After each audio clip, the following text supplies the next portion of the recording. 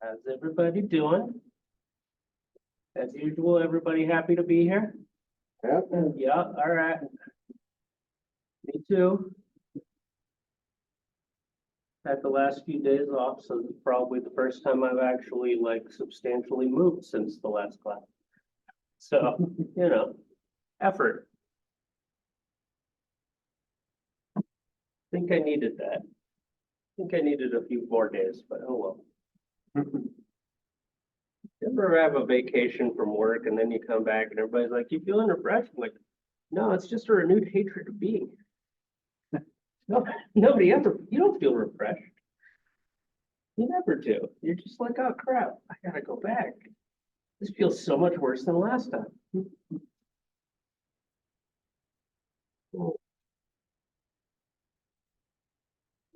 Congrats.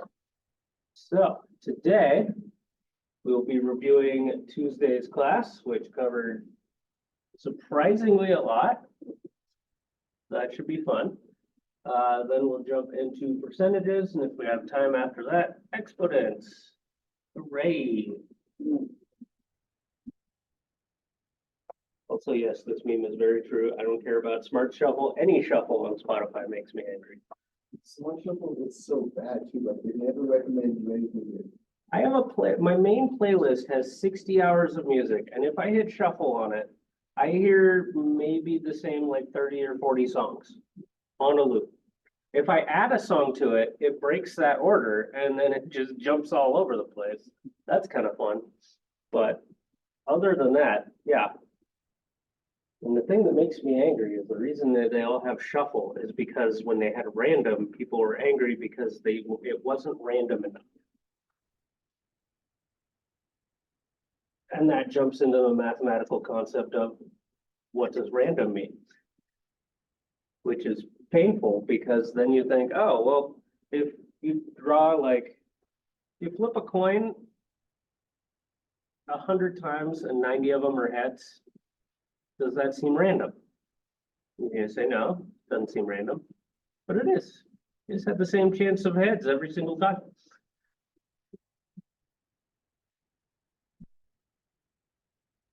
Like equal distribution, not randomness. Is why it's shuffle sucks. Okay. That's my current rant. So, review. Ratios, rates, and proportions. So the main thing there is ratios were essentially vocab. We've already used ratios. They are fractions. Conceptually, a ratio is something comparing one amount of one thing to another amount of another thing. So, I mean,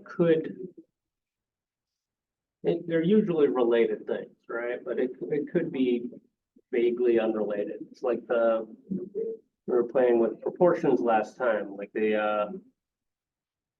you could have a ratio of something's height to the shadow it casts.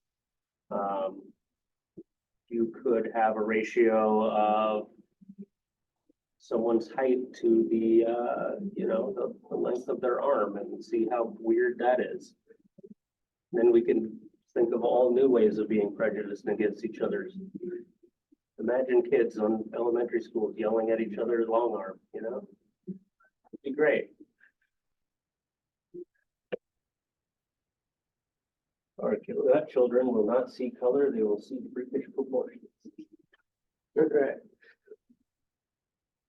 I don't know, I'm tired, okay. So, unit rates. Unit rates are very functional. They compare an amount of one thing to a single amount of another thing. So miles per hour. I'm trying to think of like particular unit, but when you dilute something into water, it's so much per gallon.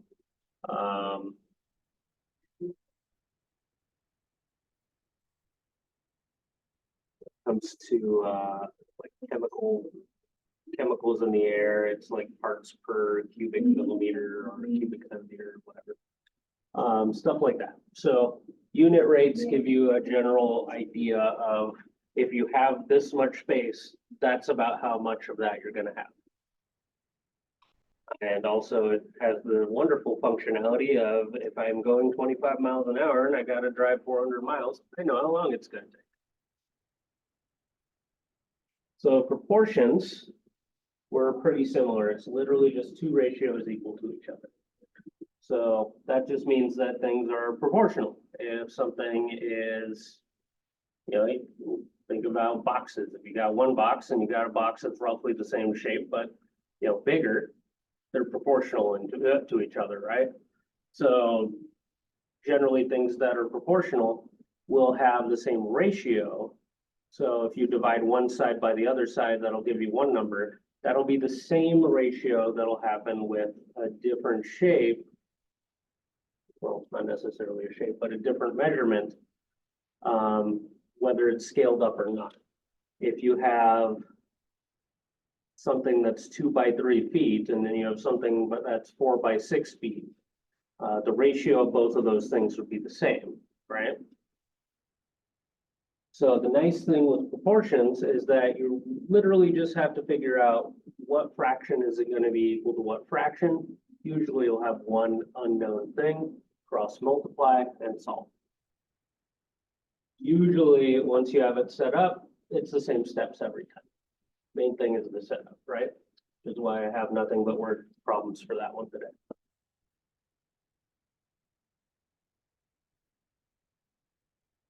So, unit rates, we got questions. Speaking of questions, who invented glue? Why? Who melted the horse? Did we just burn a horse and notice it was sticky? Like what? Like, why? All right. So number one, Laney bought a set of 20 markers for $6. What is the average cost of each marker? Okay, 20 markers, $6, no problem, right?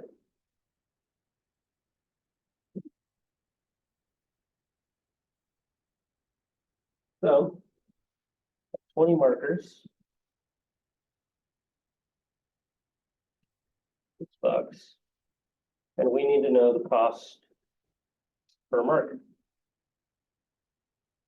And when you're making a unit rate, generally the way you think of it is, hey, this is what I'm looking for. So represented as a fraction, you would divide the one by the other, right?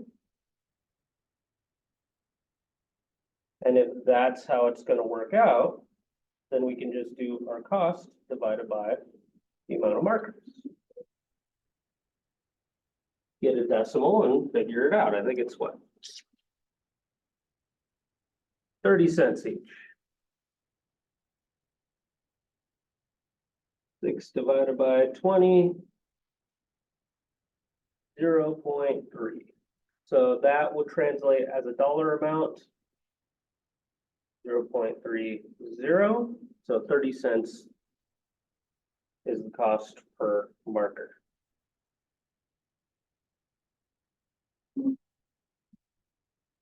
If you want to know how I very cheaply figured out that that was going to be 30 cents, I looked at that 20 and I was like, well, if pennies are 100, if I multiplied that by 5, it'd be 100. If I multiplied that by 5, it'd be 30. 30 out of 100. Damn, that's loud. All right. Oh, you got that set up so loud.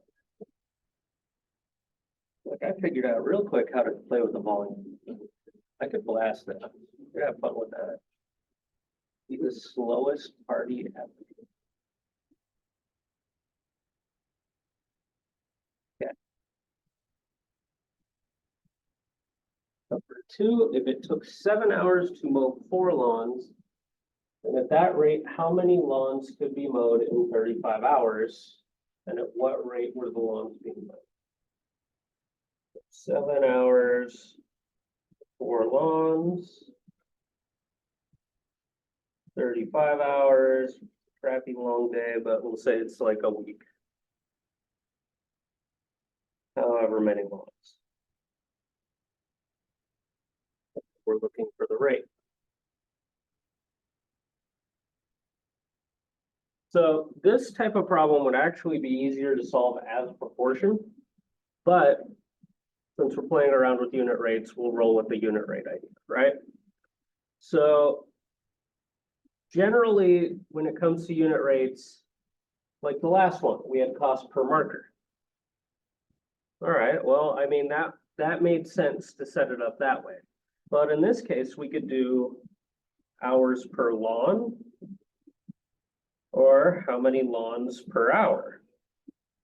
Now, if it takes you 7 hours for 4 lawns, chances are it's, you know, how many lawns can you do in an hour? Less than one. Would it be 5? I mean, 5 lines, that'd be, nah, no, but you're on the right track. Yeah. You're thinking about it, right? right, That 5 would come in handy. I'll tell you that. Okay, so we're just gonna do it with unit rates though. So the general idea here is we're trying to figure out how many you could do in 35 hours. So if you had to have a unit rate, you would probably want to know how much you can do in 1 hour and then multiply it by 35, right? So that means I would figure out probably this lawns per hour would work out best for us, right? So same idea, lawns divided by hours here, lawns divided by hours here.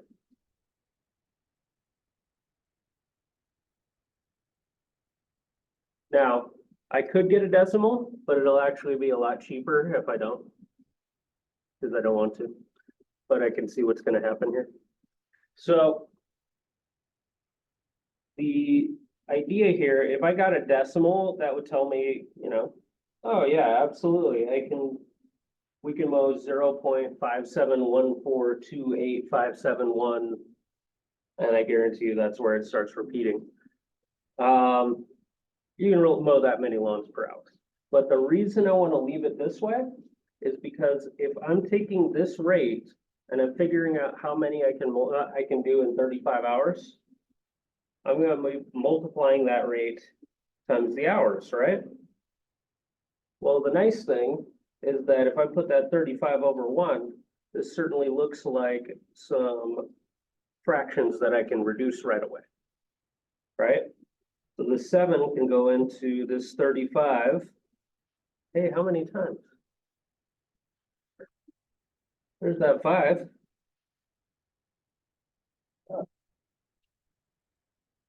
So 4 times 5, we get 20 lawns. Now, the other way I could have done that, like I said, we could have just gotten a decimal, 0.571, blah, blah, blah, blah, blah, multiplied that by 35. And we would have gotten something, well, rounding error, pretty freaking close to 20, right? So if you leave it as a fraction till the very end, you're gonna be more accurate. Sometimes that sucks, this time it doesn't. When it sucks, I just get a decimal. When it doesn't suck, that was awesome, right? Kind of use your best judgment sort of thing. Now, if we had done this as proportions, you would notice, hey, this times 5 is that 35. So it wouldn't be a 5 right here, it would be this times 5. That would be 20 right there. So the scaling factor there would be 5. Probably a phrase that I don't think we ever need to mention.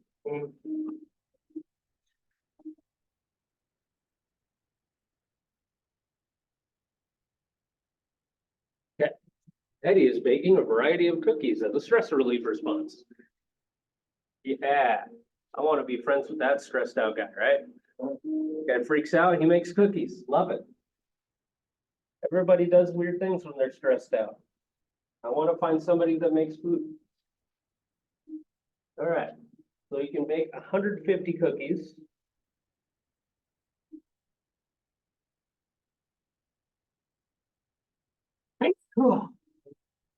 Ah, That was a good one. All right, we good. Thanks. All right. In 2 hours and 30 minutes.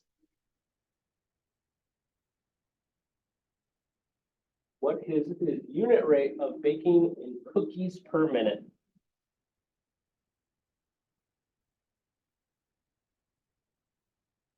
I think I actually wrote this problem purely because I wanted to be able to use the units of cookies per minute. When else are you gonna be able to pull out cookies per minute, right? So we just need a unit rate of cookies over minutes, right? Well, the main thing there is we have to convert the 2 hours and 30 minutes into just straight minutes. So we know that 2 hours is gonna be 60 minutes, so I'm gonna multiply that by 60. So that'll give me 120 minutes. Then we add that initial 30 to it. Oh my God, what do we have? 150 minutes, 150 cookies in 150 minutes. What do you think his rate of cookies per minute is?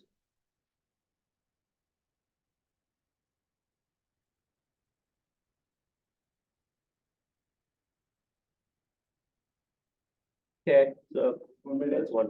25? Nah, 150 divided by 150. One.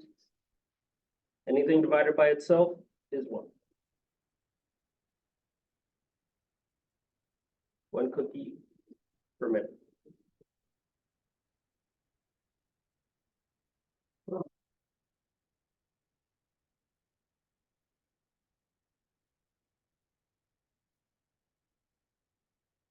The English language is so weird.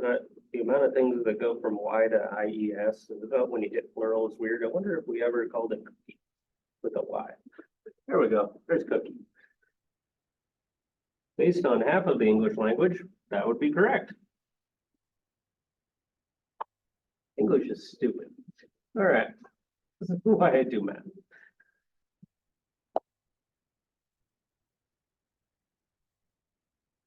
All right. So we had fun with that. Those are unit rates. They exist. Isn't that great? Awesome. And look, now we got proportions. Love it.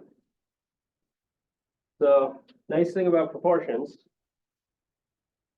sometimes they can be done with unit rates, sometimes they can be done with proportion, but you know, like that earlier one where I said it would probably be easier to do with the proportion. Some of the ones you can do with the unit rate are just easier to just skip that part and set up proportions. So the first one here is a good example of that. Car travels a distance of 360 miles in 6 hours.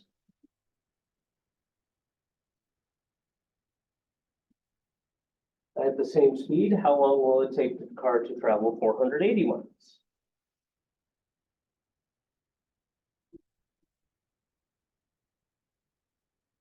And we can just set up a proportion for that. The nice thing about proportions is that as long as you keep your units straight, doesn't even matter whether or not you put one on top or the other on them.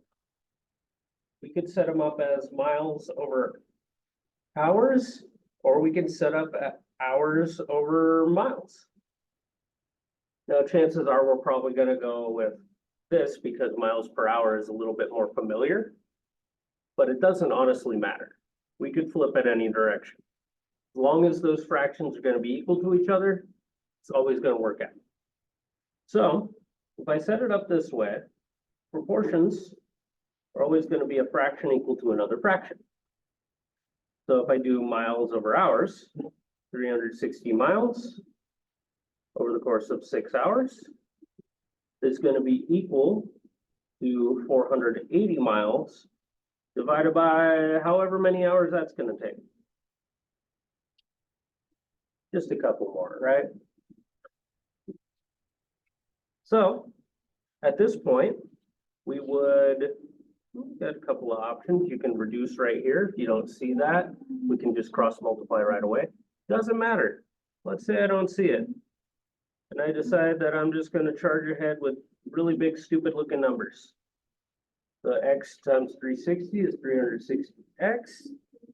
6 times 480 is 2,880.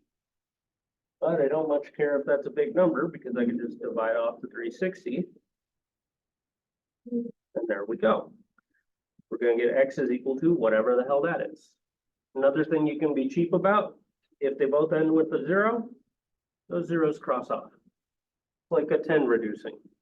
10 divided by 10, gone. So 2880 over 360 is equivalent to 288 over 36. Divide them, you get 8. And that would be, so it's miles, hours, right? Now, if I had done it another way, if I had reduced that, there would have just been 60 over here. And when I cross multiply, I would have had 60x equals 480, divide off the 60, and I still would have gotten an 8. So no matter which way you do it, you're always going to end up doing roughly the same thing. I took the long way about it, got bigger numbers, but really all that ended up doing was making us reduce at the end, or in this case, just divide.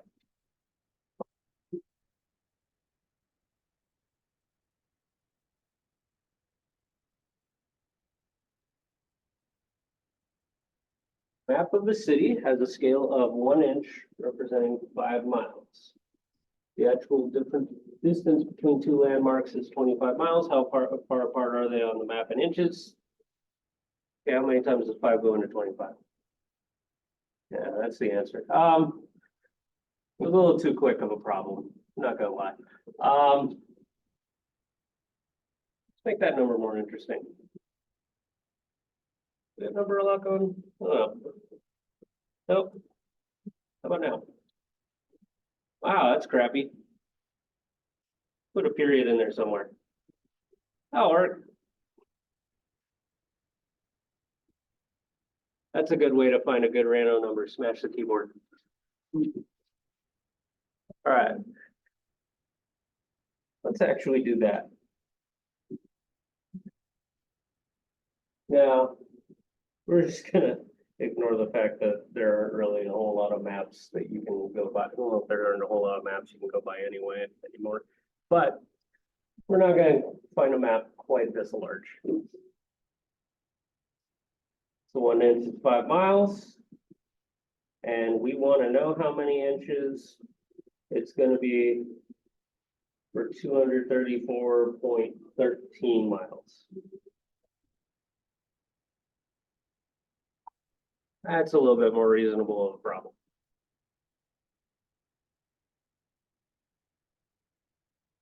So you can kind of see the proportion happening. Doesn't matter if you do inches over miles or miles over inches. It's going to do inches over miles just because inches is first. Inch over mile is equal to, heck if I know, inches over miles. So we cross multiply. And as you would expect,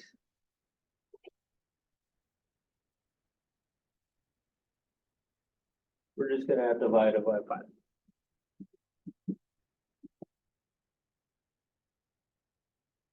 It's going to be what, 40 something?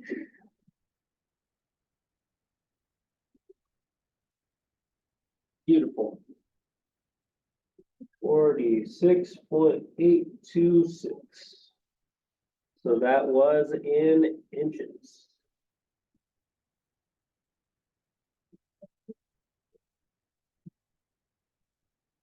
I guess it could be reasonable to randomly stumble upon a map that's 4 feet long, you know?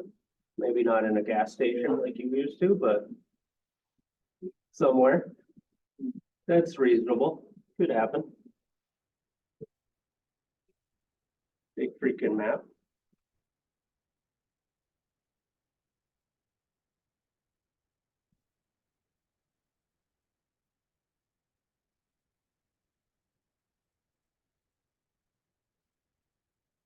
So, in a chemistry experiment, a solution is made by mixing 3 parts of substance A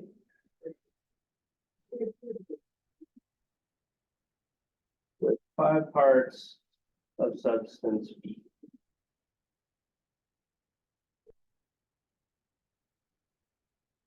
You need 240 milliliters of the solution. How much of each substance will you use? All right.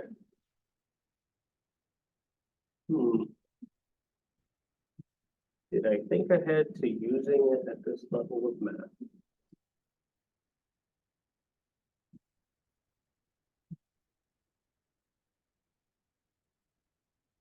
Okay, so this is gonna be really cheap. It's gonna be really cheap. It's something new that I haven't done yet. But I can already tell, okay, we're gonna need, let's just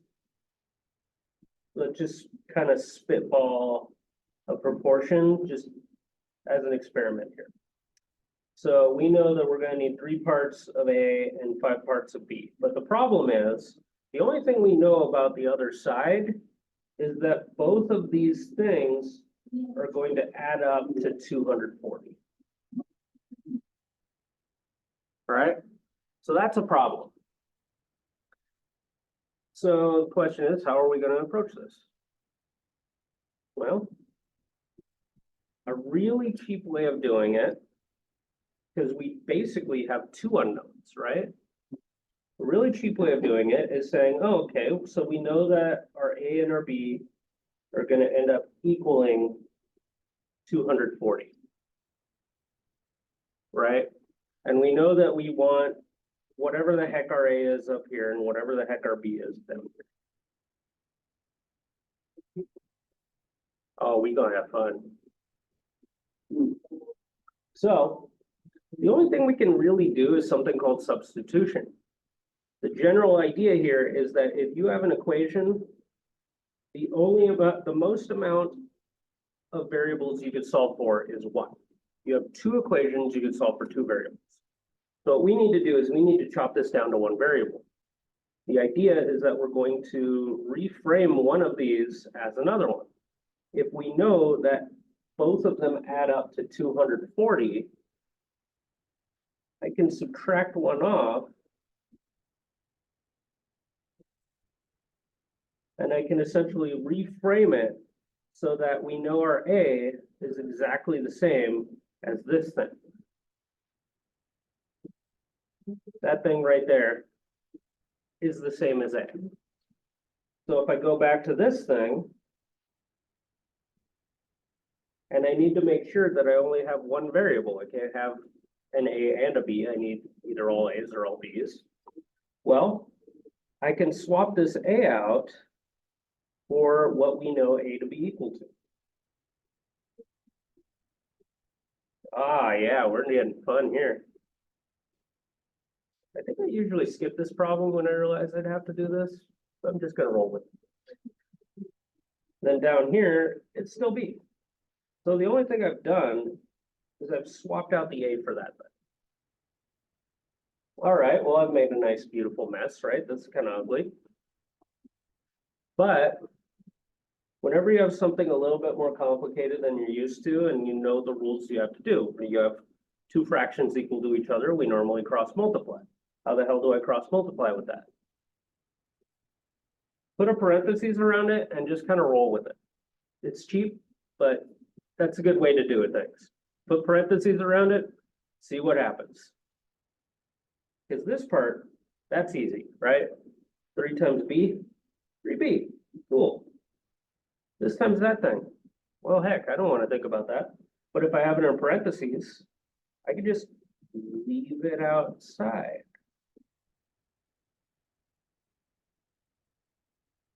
Now, is that as nice and neat as we would like it to be? No, but now we have a good application of the distributive property, right? We have a number outside of a set of parentheses. We can get rid of that set of parentheses by multiplying that 5 onto each thing inside of here. Nothing's happening over there. 5 times 240. Well, 100. 5 times minus b minus 5b. Not the prettiest thing in the world, but whatever, right? It's gonna work. Now I got multiple b's. Probably be a good idea if we put them together, right? So I'm gonna add the 5b over to the other side. Because over here, we already have the b's just kind of hanging out. If I move this one over here, I'd have 0 equals, and that doesn't really get us closer to solving, right? So that'll chop off there. 3 of them plus 5 of them gives us 8 of them. I have that hanging out. And then we can divide that off.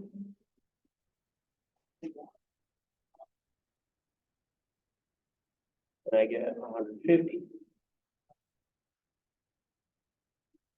Now, did I intend for this entire problem to take up a page? No, my bad. But it happens, and we're not done yet. Because you start off asking, well, how much of each of these would we need? We got one of them. We got B. We know how much we need for B. All we need to do is figure out, well, what's the rest of it? The rest of it would have to be the 8, right? We're gonna add these up to 240. Well, heck, anytime I substitute, I usually have something already set up. A is equal to 240 minus whatever B is. Well, now that we know what B is, I can use this thing, bring it down here, and say A is equal to 240 minus that thing.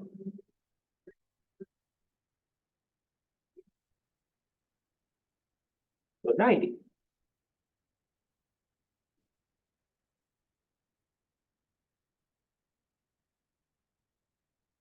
That'll work.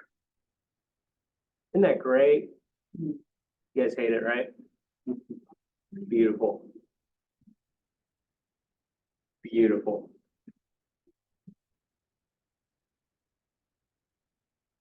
Yeah, I was thinking of going a couple of different ways. But literally, I always hated it. Before they teach you this, where it's like, oh, add them up and then make something that you could substitute with. Before they teach you that, they literally teach you, hey, just kind of think of it as your total minus one of them. And I hate that because they literally teach you to do it without actually doing the math. And then the next class, they teach you how to do that. Why would you do that? They ain't playing that game.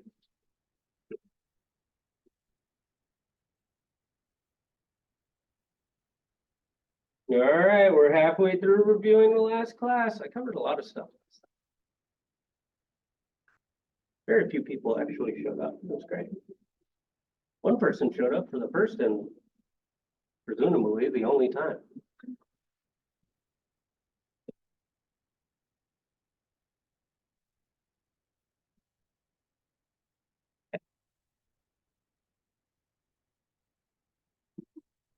Prime factorization. So this is easy.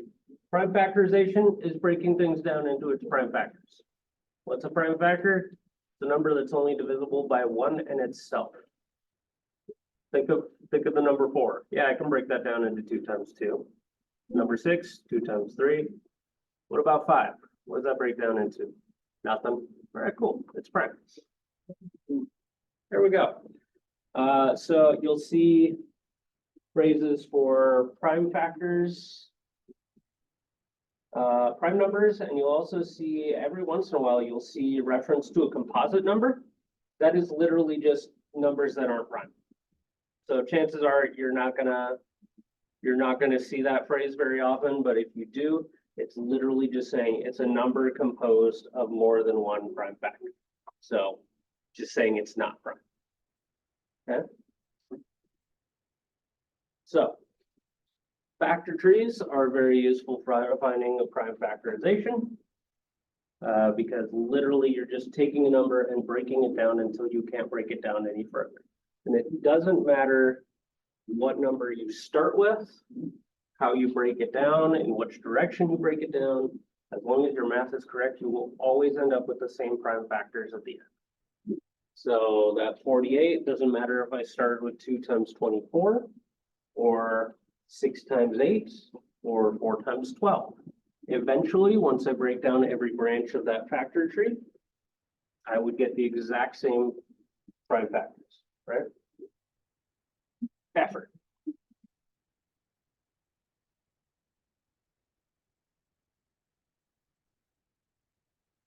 Let's do a couple.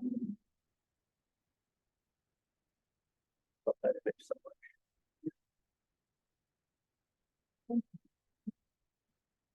Ever order something off the internet and it's got a bunch of different adapters that switch to different outlets, and you're like, what the hell is all of this? Oh my God. Why would you use that? It looks like it won't even fall out of the wall and set fire to my house.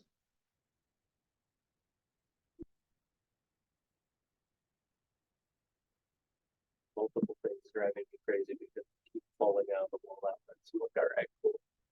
Don't burn down my house. We only had one electrical fire so far.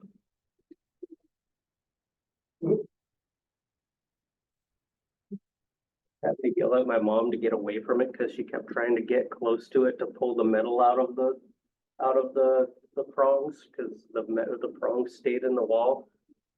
We do not have grounded outlets in our old house. I was like, Mom, get away from that. Get away from that. It took a year for her to stop saying, you kept yelling at me. You were so mean, to realize, oh, I would have died. Mhm. You are elderly, and if you were not, sticking a fork in an ungrounded outlet, what's the equivalent, you know? That would have sucked. I've only been electrocuted a few times. That's not why I'm this weird. I was this weird before. All right. So prime factors. All you got to do is just think of something that you can divide this by, and there's always a bunch of different options. If it's even, you can do 2. If it ends in 0 or a 5, you can divide it by 5. If it ends in a 0, what do I usually do? I usually do 10. If it ends in 2 zeros, I usually do 100. If it ends in 3 zeros, I usually do 1,000. I basically just usually take off the zeros first, just so I got less to worry about. Because otherwise, all the things with zeros, they'll just break down to a bunch of 10s, which always break down to 2s and 5s. Cool. 25, that's easy. 25 is 5 times 5. So we have this nice, neat little prime factorization of 2 times 5 times 5 times 5. Effort. I like it. You guys like it? Don't lie, you love it. All right.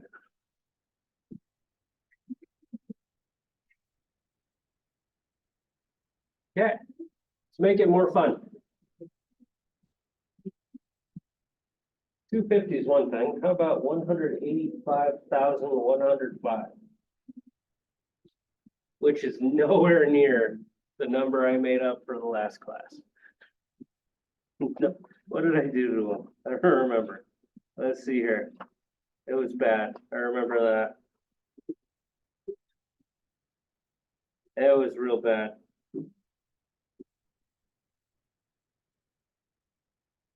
Where you at? Oh, this looks right.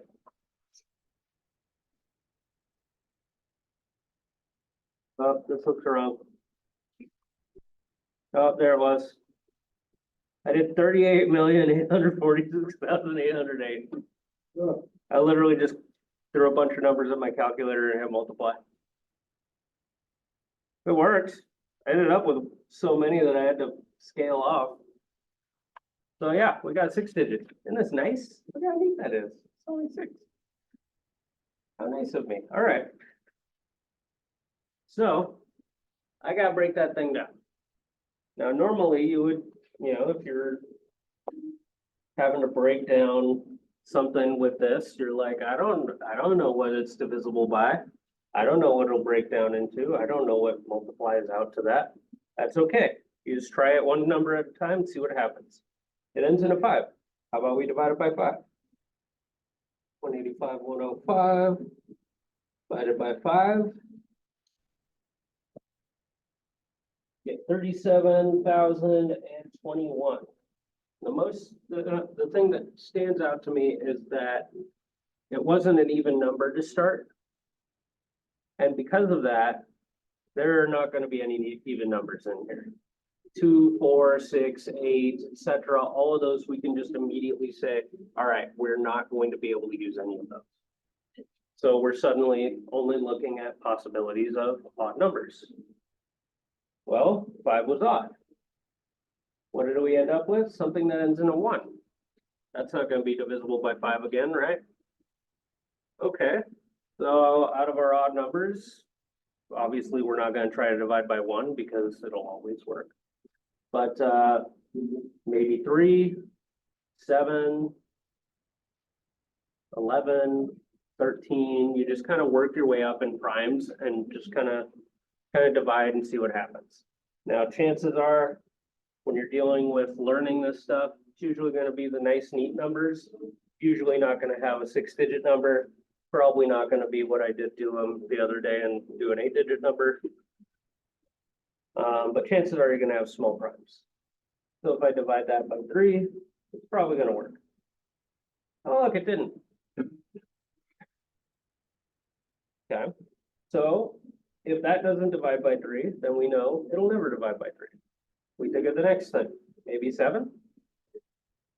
Divided by 7. Nope, doesn't go in. Okay. So pretty much we've ruled out any 1-digit number, right? Because it's not going to be 9 because that's divisible by 3. We already can tell there's no 3 numbers. So we could try 11. Nope. That's the one where I accidentally made like a really gigantic prime number. I bet it is. I bet it is.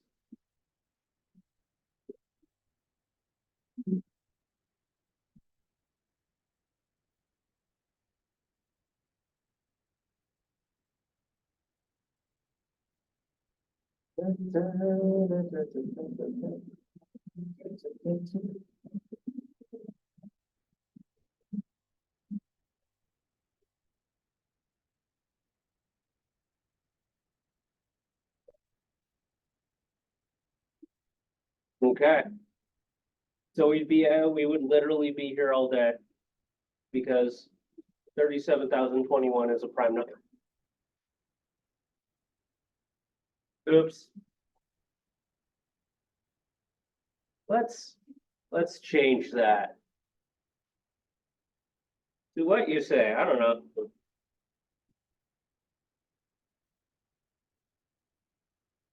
Let's do that. Let's see what happens. So the sad thing is that one was already prime after we divided it by 5. Like literally, that was it. That's our prime factorization there. That sucks.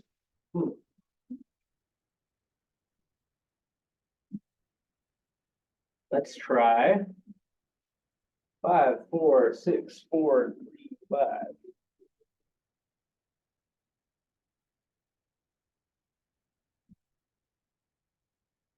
All right, well, gonna start off the same. Divisible by 5, we get 109,287.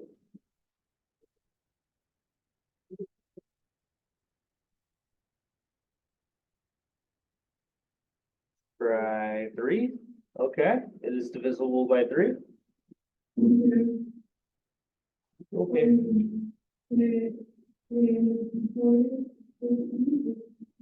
Okay, well, is that divisible by 3? It is. When you find something that goes in, keep trying it until you no longer can divide by that. Because then you know you've exhausted it, you can't use it anymore. Is that divisible by 3? Nope. All right. So we get to 3, 5, any even numbers, how about 7? 2143 divided by 7. Nope.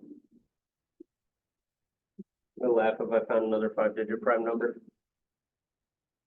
11, nope. 13, nope. Freaking did, didn't I?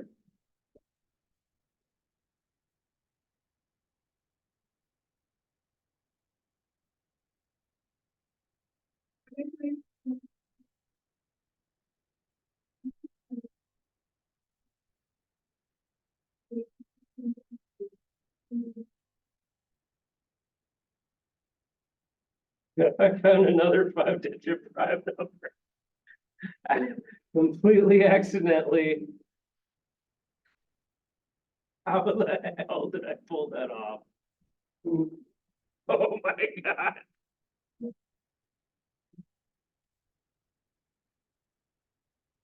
So in case you've ever wondered as to how they make problems for books, they absolutely do not hit the keyboard. They will usually start from a solution and work their way up.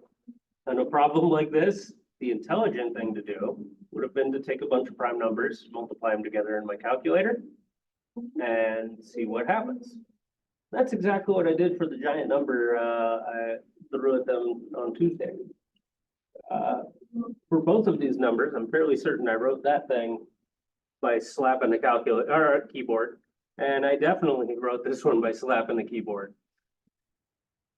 And I found a 5-digit prime number each time. That is actually kind of impressive. I kind of dig that. All right. Well, to be determined for the next time I deal with this. That's how that's gonna go. Out of curiosity.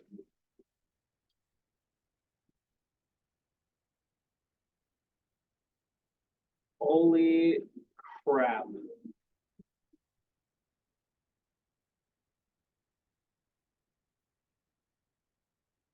Well, the number has 24.8 million digits. Well, that's horrifying.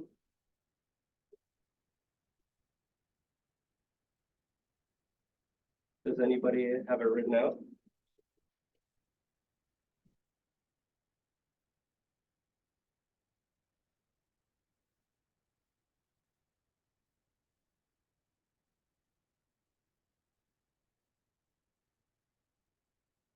Well, at least I didn't accidentally stumble onto that. We still going. What is this, my Steam library? All right. Ah, I love messing with people. They're like, yeah, all right, let's start scrolling. Let's time you until you hit beep. I was in Steam in the beta. I had Steam for a very long time. I was like, oh my God, I can pull out the CD key from my Half-Life jewel case and tape it into this, and then I have a copy of it on the computer? What? Ah, the internet's crazy. Back when Steam was like this weird puke brown color.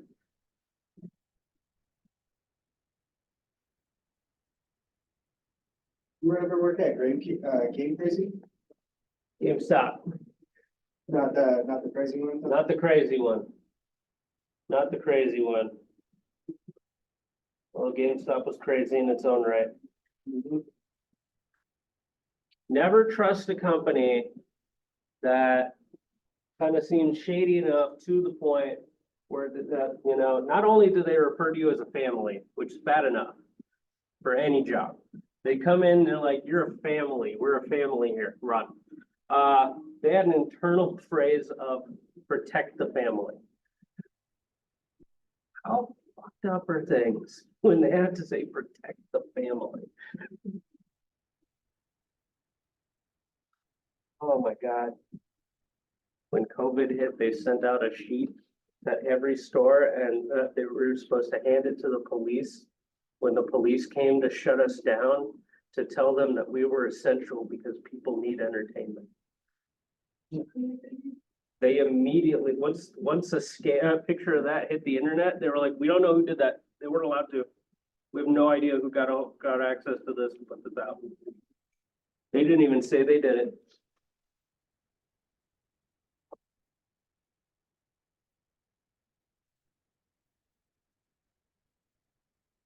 Always told them I would chain up that building from the inside and set it on fire. And then I left and told the manager after I left. Well, we took over the store because I was kind of running. I was like, just so you know, if I get fed up with my current job, I'm still planning on coming back here and setting it on fire. And that's how you know you hated a place. Is when you could get fed up with another job and still go and set that one on fire. All right. That place ever burns down, they'd be like, yeah, where's Ben? Where is he? I was very upset a couple of months ago when I saw a news article saying that the Chinese place next door caught on fire. The fire didn't jump. Oh, really? Yeah, That's crazy. yeah, I don't know how they're doing. I freaking love them though, the Golden Dragon. Yeah. They're awesome. They're awesome and their food is delicious. That actually sounds really good right now. Okay. Okay, so, all right. I'm tired and I'm hungry. I'm doing a checklist of the base things that my lizard brain is checking off here. All right, so, right, what we're doing right now is we are verifying that 126, its prime factors are the same as the factors of 14 and 9. Now, the reason for this, now 14 is easy and 9 is easy, right? Now, the reason for this will become very evident in a moment. 126, divide that by 2, I get 63. Divide that by 3, I get 21. Divide that by 3, I get 7. 2, 3, 3, and 7. 2 3s, and a 7. And the reason for that is literally because if I multiply 14 by 9, I get 126. So all you're doing with the multiplication is you're taking the prime numbers and you're just cramming them together. So that is actually a really useful concept because if I said, hey, what's 126 divided by 6? I could look at this factor tree and say, well, what makes up 6? 2 times 3, right? If I ignore those two, I'd have a 3 and a 7 left. Okay, 21. If I said, what's 126 divided by, you know, even if I ignored these over here, if I said 14, I'd have 2 3s left, so 9. So 126 divided by 3. Well, I get a 3, a 7, and a 2. So 42. So you can use those factor trees to break numbers down pretty easily. When would that come in handy? Well, at a certain point where you're never going to be told that it would come in handy. And you're not going to know it, and you're just gonna struggle through it. But it would come in handy. I literally only figured it out because I was tutoring, and when you're tutoring in like a tutoring center, you're bouncing around from one class to another class. So I was looking at one thing, and then I was looking at another thing, and I was like, huh, that would help that.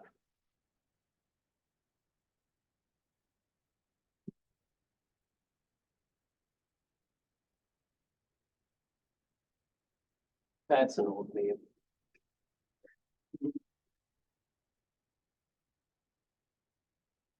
Okay, so greatest common factor. We did that. The greatest common factor is literally just a phrase for, this is the largest thing that can divide into multiple items, okay? So general idea is you factor tree everything as far as it'll go down.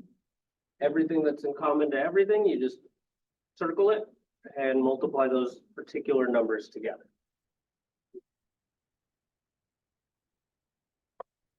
We also had a concept of least common multiple, which has roughly the same structure on how to find it, but you go the other direction. Because the least common multiple is the smallest thing that a bunch of numbers could multiply out to. So greatest common factor is the largest thing that can fit into a bunch of things. LCM is the smallest thing that a bunch of things can fit into. So they're kind of like opposites in that way. But the general idea is that the least common multiple is made up of all the factors of all the numbers that you're working with. So it's literally the least amount of all your factors that you would need to cover each of those numbers that you're working with.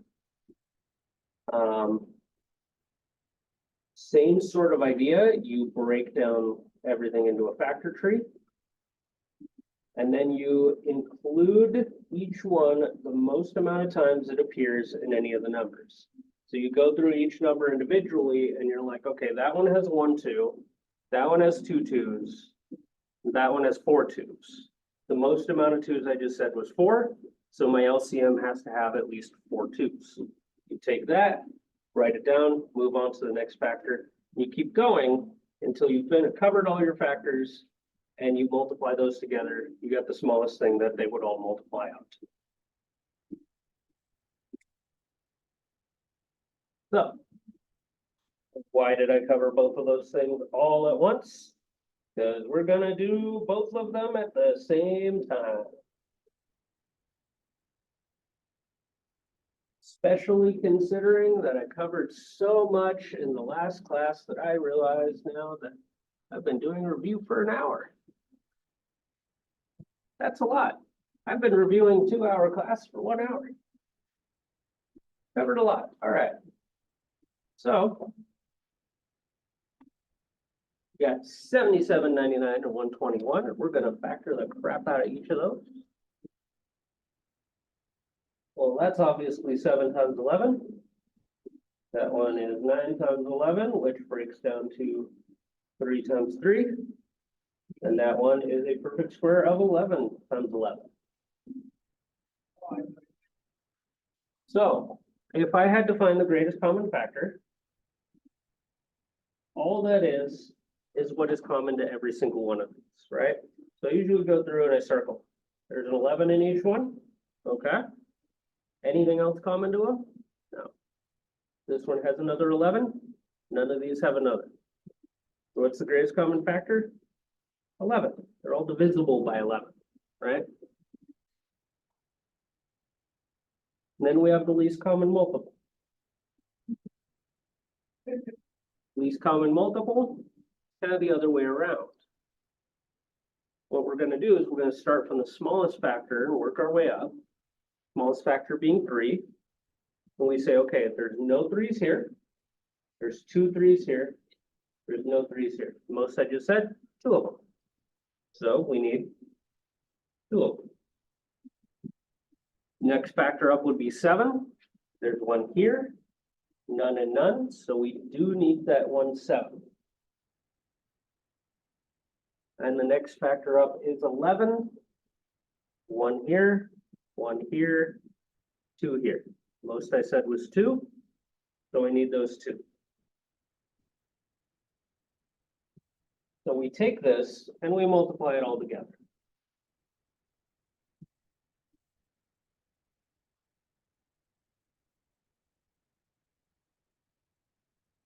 $7,623. So if I was writing out multiples of 77, multiples of 99, and multiples of 121, the first time they'd even have one in common, after writing a bunch of them, right?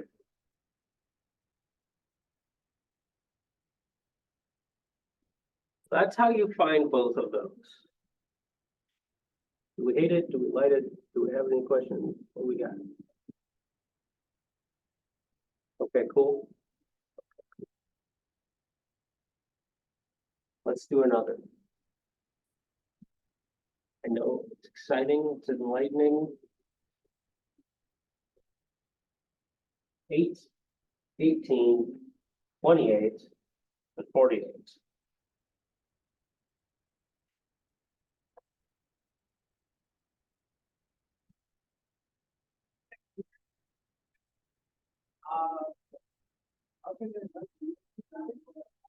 All right, so we factor everything as far as it'll go. 8 is 2 times 4, which is 2 times 2. 18 is 2 times 9, which is 3 times 3. 28, 2 times 14, 2 times 7. And 48, bunch of ways I could go, right? I'm gonna say 4 times 12. 4 being 2 times 2, 12 being 2 times 6, which is 2 times 3. That made a horrible mess. Nice thing about horrible messes, one thing I usually say is you can absolutely just cross off what you've already broken down. That way you know that everything left over is what you're supposed to look at. So if I'm looking for my greatest common factor, I go through and I look for common factors. There's a 2, there's a 2, there's a 2, there's a 2. They all got a 2. Do they have anything else in common? Literally, we can tell the answer is going to be no just from these 2. This is 2 2s left over. This is 2 3s left over. Nothing in common with those. There's nothing in common with all of them. So we just got 2. I feel like I need to make the music more upbeat. Go down for a nappy nap. Huh? Sorry. Do we need to switch to more upbeat music? Don't worry, I want to nap too, but my problem is when I go to sleep, when I wake up, I'm gonna have to go to work. I know that's how I feel too. That's the worst. Doesn't that suck, dude? So then you suffer and then you go to work tired.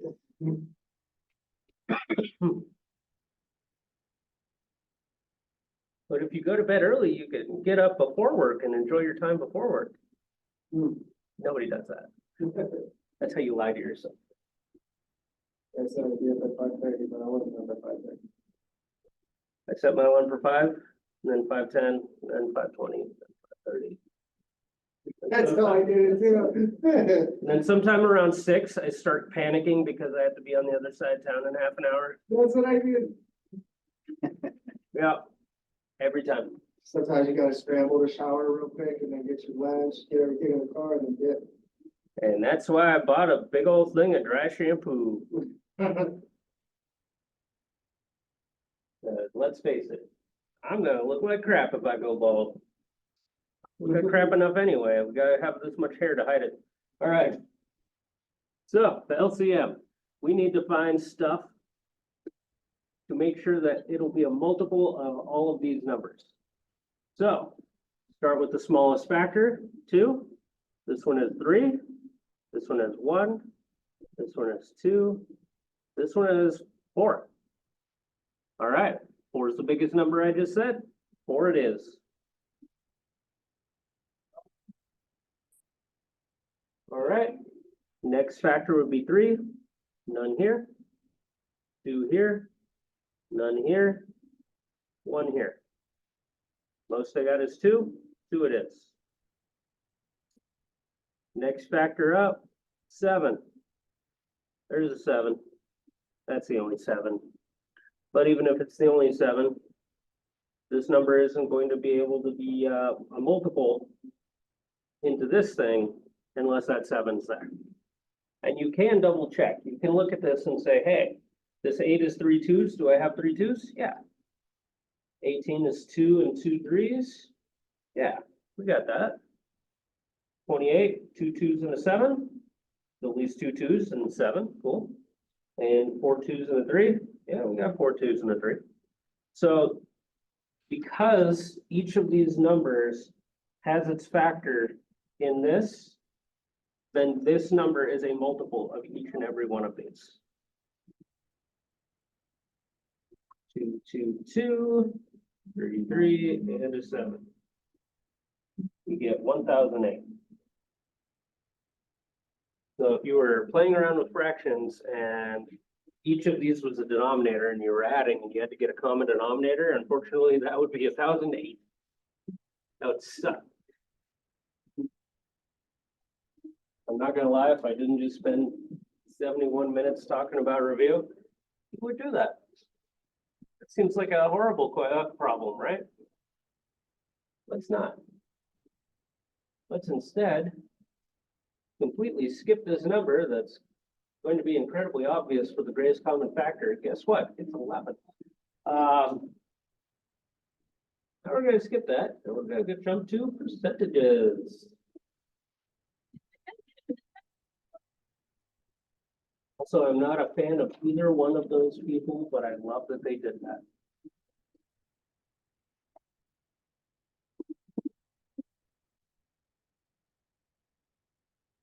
Percents. We love percents. We love them. You love them. And if you don't love them, yeah, you do. So percent means parts per 100. Percent. So 25% means 25 out of 100. Okay? Conceptually, that's all we got to play with. Now, being able to actually work with them, you can't work unless everything you're doing has a percent symbol on it. You can't work with math directly into percentages, right? Everything's kind of a percent of 1, right? Because if it's parts per something, then we're talking decimals, we're talking pennies, right? So 25% literally means 25 out of 100. And because of that, that means 0.25. If you divide any percentage by 100, it is 0.25. That's basically what that percent symbol means, is that it's out of 100. So in order to convert, in order to actually work with these things, you have to be in decimal form. You get a percent, you divide by 100. You don't want to divide by 100, you don't want to reach for the calculator, that's fine. You literally just move the decimal to the places.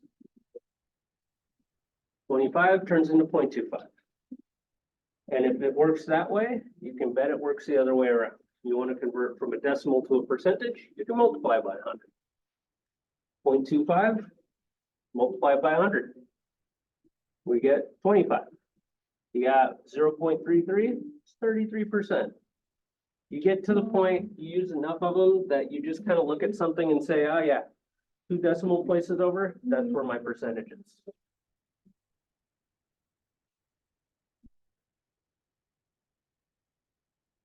So easy way to do it, convert to a decimal, drop the percentage point or percentage symbol, and move the decimal point to the left.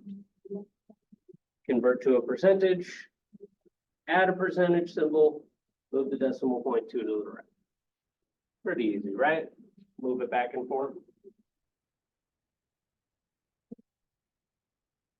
Playing with fractions, also easy, right? We just talked about it being out of 100. So if I'm converting from 25% to a nice, neat little fraction, well, you just put it over 100. Main thing there is, yes, you can reduce. So I have 25 out of 100, it's the same as 1 out of 4. And that works with any percentage. Like down there, we have as an example, 55%. That is 55 out of 100, which reduces to 11 out of 20. And then if you take your calculator, divide 11 by 20, you're going to get 0.55. You can convert it back to a percentage that way. So they kind of bounce around. We'll do a couple of these. This one in here, I actually ended up finding this guy's like art page. Got some really cool stuff, and he's only drawn up huge giant birds demolishing them. but it's still freaking cool.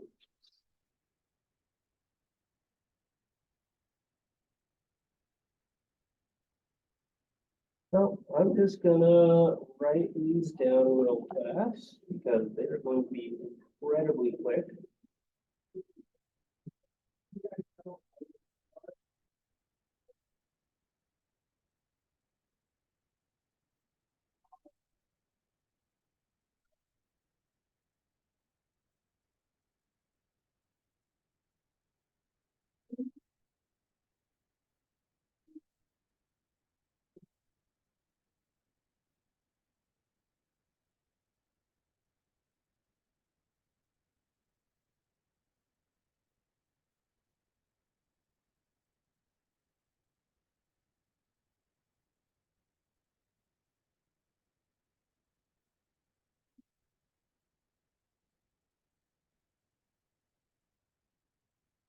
Need a lot of room for this.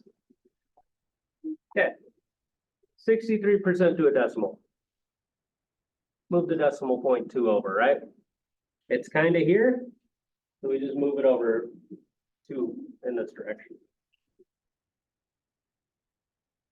63%, 0.63. 45% to a fraction. 45 out of 100. But then we have to reduce it. We can't just leave it that way. We can very well just say, oh, 5 goes into here 9 times and 5 goes into here 20 times. Cool. 9 out of 20. Effort, right? Okay. 0.15 to a percentage. Take that decimal, move it 2 to the right. 15%.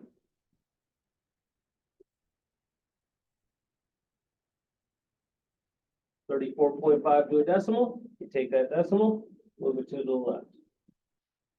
0.345. So this pretty much just starts clicking because you do a bunch of them and then you're like, oh, okay, I can see. You just kind of move it around, right? Not too bad. 0.053 to a percentage. You just take that decimal, it jumps twice. What do you know? We end up with, well, we still have a decimal, but decimals in the percentage, 5.3%. Okay, that's fine. Then 60% to a fraction. 60 out of 100. Let's be cheap about this. How about 6 out of 10? Both of those are even numbers. Drop them in half. You get 3 out of 5. That's the cheapest way you can divide by 20. And that's all of them. But does it make sense? Is it fun? Converting back and forth and what have you with decimals, percentages, fractions. It's not bad, right?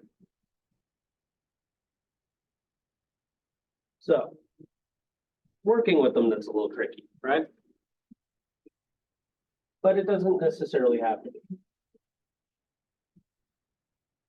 So the nice thing is that if you're looking for the percentage of something, you want, in this case, we have 50% of 12.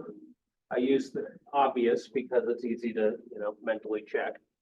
But 50% of 12, if you need to figure that out, convert from the decimal or a percentage to a decimal. So you'd be at 0.50 or just 0.5. And then you just multiply it onto the number you're looking at. What's 10% of something? 0.1 times whatever. What's 15% of something? 0.15 times whatever. You need the percentage of something, you just move the decimal over twice and multiply.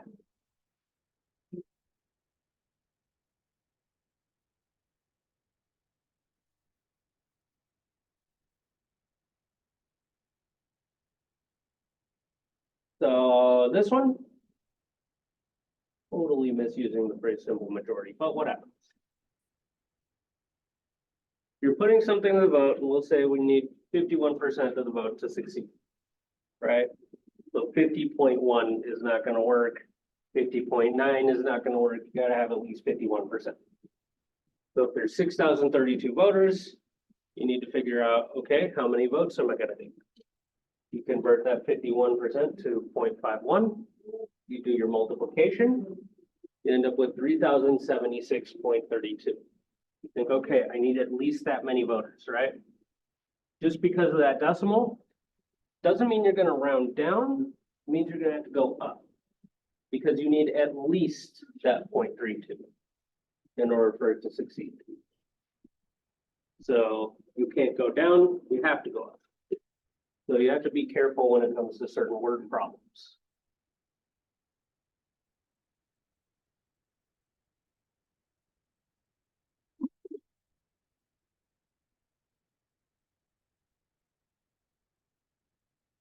Let's just do the first two, because the third one's kind of stupid. My intention on number 3 was that you'd have to convert it to a from a fraction to a decimal and then do the multiplication. But you don't actually have to, you can just leave the fraction and multiply it. And it actually would probably be quicker. So I don't like that problem. Fact. There we go. Gone forever. 8% of 5650 and 76% of 817. Okay. As you would expect, all we got to do is convert this from a percentage to a decimal and multiply. 8% would be 0.08. Multiply that onto 5650.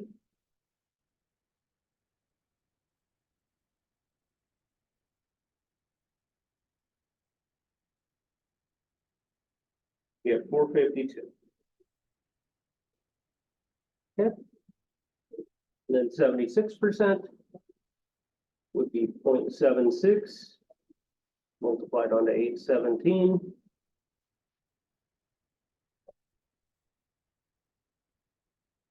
We get 620.92. Bless you. Okay. So not bad. I feel like we don't need to do 7 or 8 of those. Get a percentage of something, get a decimal, multiply.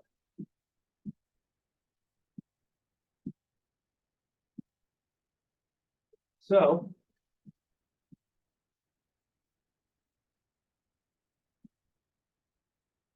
what we can do is we could take that concept that we're taking a percentage, multiplying it by something else, and getting it as a partial amount.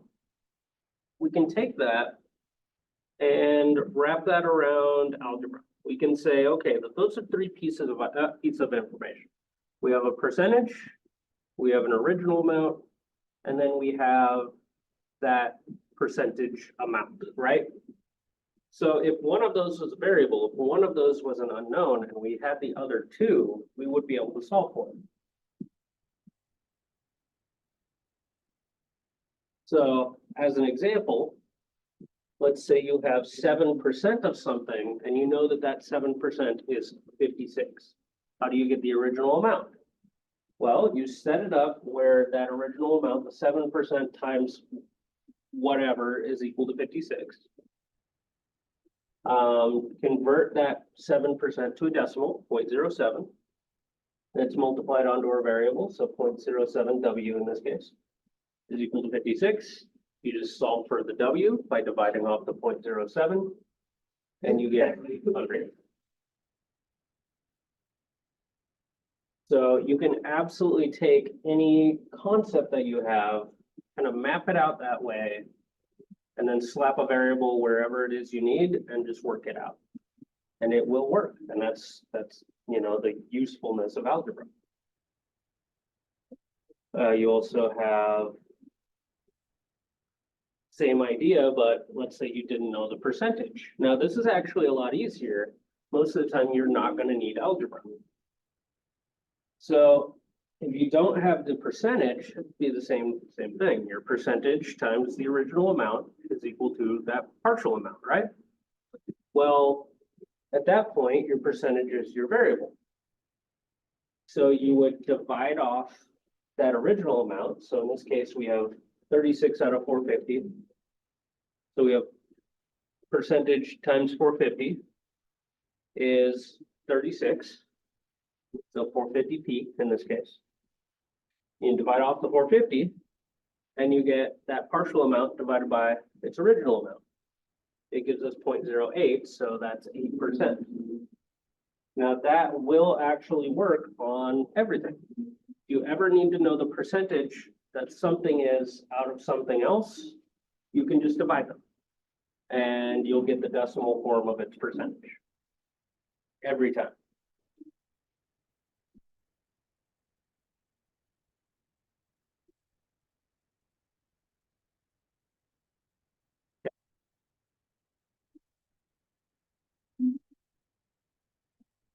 This is one of those memes I'm just gonna keep in my slideshows just for a useful thing for people.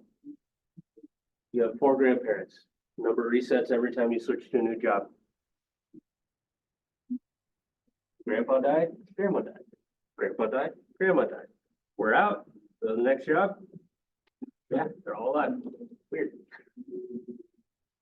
Obviously, that doesn't work out too well if you have grandparents that are still living. I know I don't.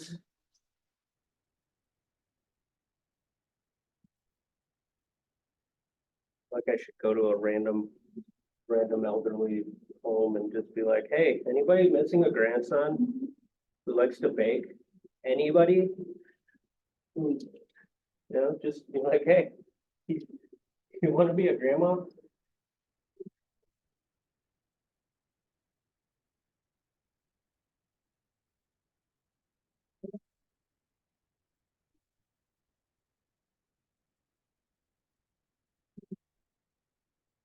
Okay, so we need the percentage that 43 is out of 345. Guess what we're gonna do? Just divide them. Effort. Now in this case, I got a big ugly string of decimals.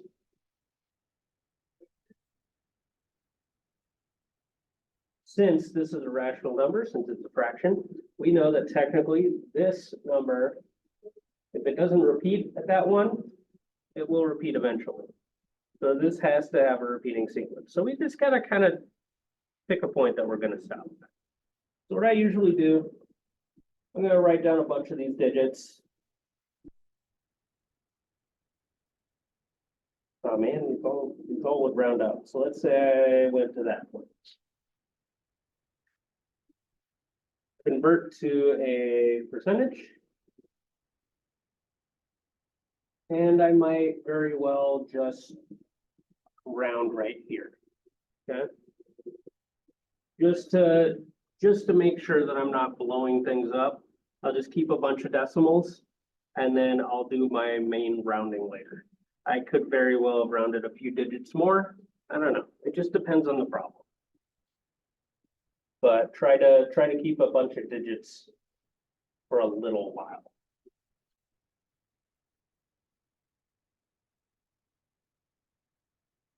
Okay. If we know that 24% of a number is 402,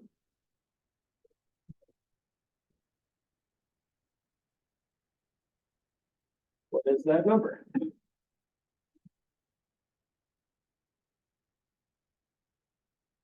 24% of a number is 402. Well, this translates directly to an algebra problem. 0.24 of a number, so when I wrote n, let's just roll with n, is 402.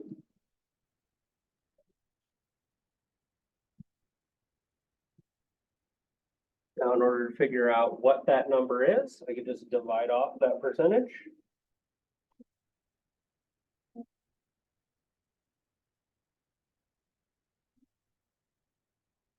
I will get something in the 1600-ish range, I would say.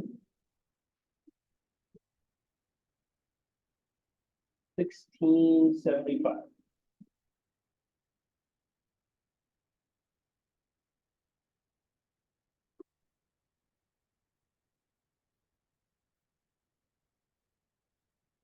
How do we like percentages? No? No? You know, Cool. Let's do more. I only got one more of this particular set.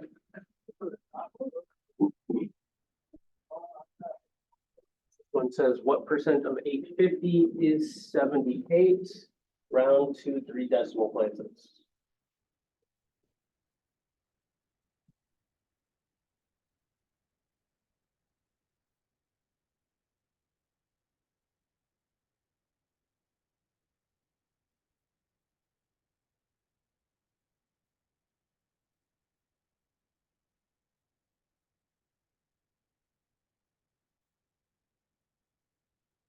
What percentage of 850 is 78?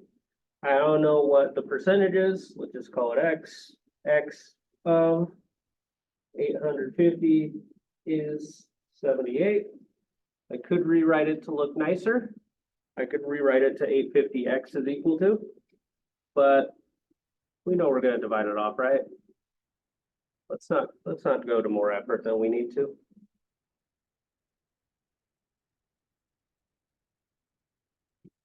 So it's just like that first one.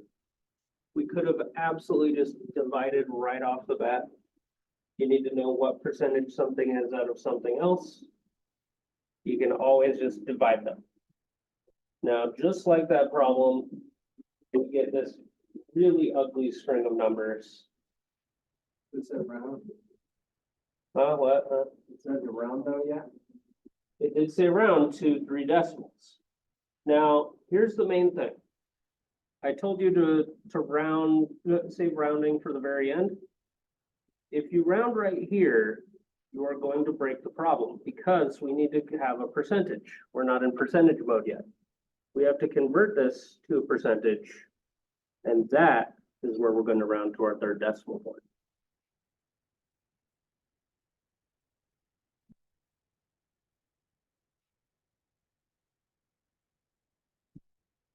Always be careful when it comes to rounding. Make it your last step. God knows I've blown up a lot of things.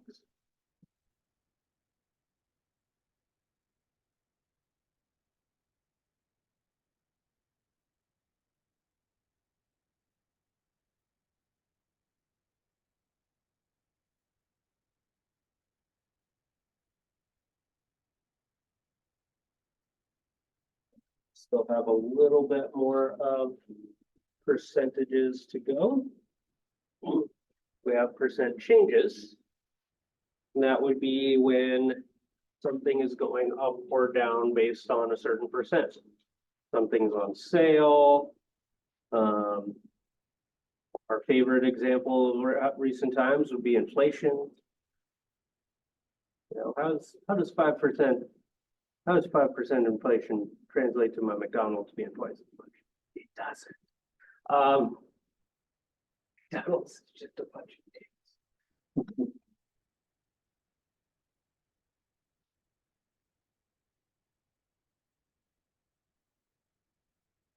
All right, so say you were once making $12.28 per hour and you are now making $13.75 per hour. How would you find the percentage of the raise you got?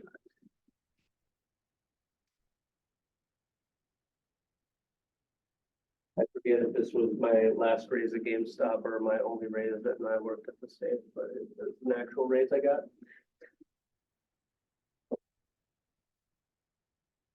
So what you would have to do is you're looking for the percentage of your original amount. If you start at 12.28, that's what you're starting with. That's your 100% right there. So if we're figuring out Well, we just figured out, how do you find the percentage that something is of something else? You divide the partial amount by the original amount, right? That's exactly what you do here. You just got to figure out what that partial amount is. So the percentage of the raise you got was the difference between them. So, 1228 to 1375, you're making an extra $1.47. Then you say, okay, well, what percentage is a $1.47 out of what I started with? You do the division, you get 0.119707, blah, blah, blah. And you're pretty safe around that to 12%, right? So that's pretty much where we go from there. And the exact same thing works as a percentage decrease. If something's going down by a certain amount. If something's going down, say we had gasoline here, usual spot, say going from 349.9 to 214.9. I always put that last 9 there because of the 9/10. That's always on things. What would be the percentage decrease? Well, you find the difference between them and you divide by that original amount. Every time you're finding the difference and dividing by what you started with. So in this case, that would be a 38.6% decrease. How do you know if it's an increase or a decrease? Numbers going up or down. Don't ask me that question. If you ask me that question, then we're all more tired than we think. Wake up. Are you gonna be safe to drive home? That's what Okay. I'm worried about. I was like, fuck, dude, I gotta drive like this. I figured that it might be a little cold outside, so that should wake me up. Well, if you'd like, I can hit you with a chair. Right. That's That'd wake up. that's a friendly chair, it's a chair of solidarity. Sometimes you just gotta break a chair over somebody's, as we did in the olden times. What the hell else we got? Oh yeah, discounts. Same idea. Something is $14.99, but it's 15% off. What's the current price? Well, you figure out what 15% of the amount is. So in this case, you're not finding the percentage that's changing, you're finding the amount, right? So we find 15% of the $14.99, 0.15 times $14.99, we get $2.25. And then we just subtract it off to figure out how much it's going down to. What's 15% off of something? I don't know, what's 15% of that? Okay, cool, subtract it. That's how we do.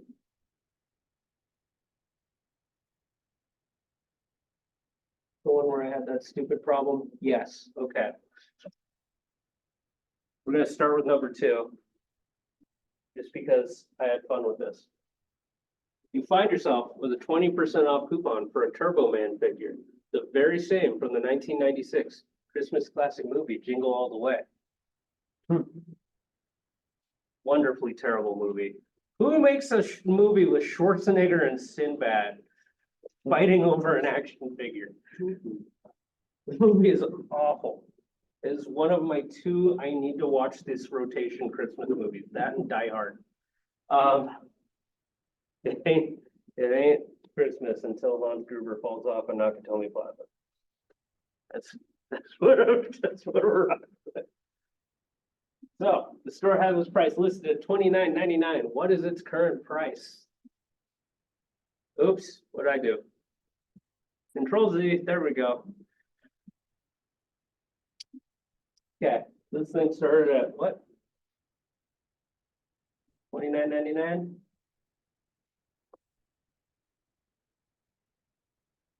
And it's gonna be 20% off, so what is it now?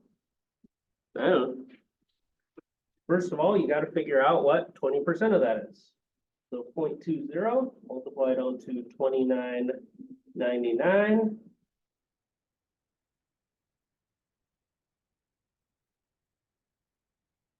we get 5.998.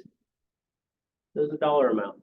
If I get 8/10 of a penny, I'm gonna round it up, right? So we're gonna say this is about $6. Okay, that's 20% of this thing. So what is this thing gonna be when I take off that 20%? Well, 9 minus 6 is 3. So this will be 23.99. Yay. That's how we find the percentage off of something. How exciting. And then relating number, well, I deleted one at some point. 2. What is the total after a 7.6% sales tax?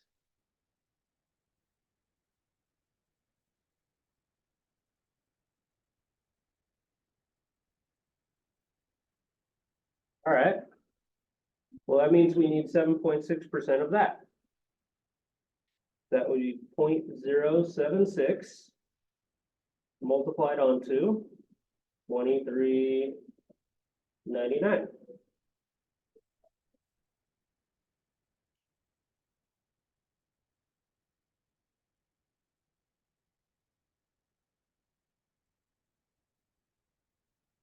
It's 1.82324, blah, blah, blah, blah, blah, there's a dollar amount, so it's $1.82. Okay. So what's the total after sales tax? Take that. Add it to $1.82.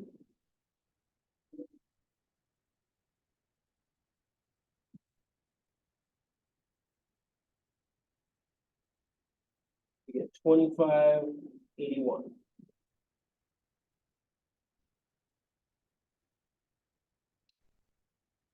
That is an excellent price for a Turbo Man figure. They actually did like make a Turbo Man figure and sell it at Walmart a few years ago. I did not buy it and I kind of regret it. I feel like I should have. Just for the joke. Be like, yeah, I got Turbo Man. Somebody comes over on Christmas, they'll just be like, all right. I'm gonna get into a onesie, I'm gonna grab the Turbo Man figure, I'm gonna stick my finger, thumb in my mouth and just be like, all right, we're gonna put on Jingle All the Way, and cut halfway in and just be like, come on.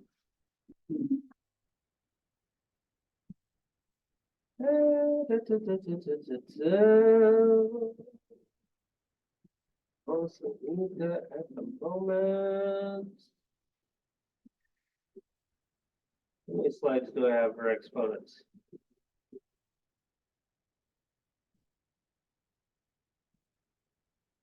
Only 15.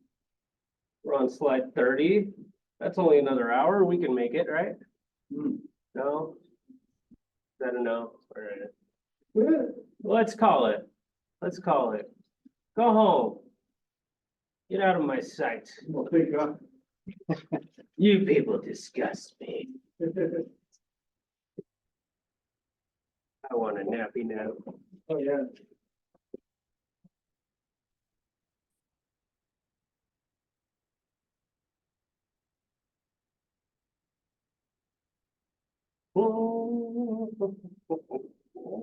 Did you say this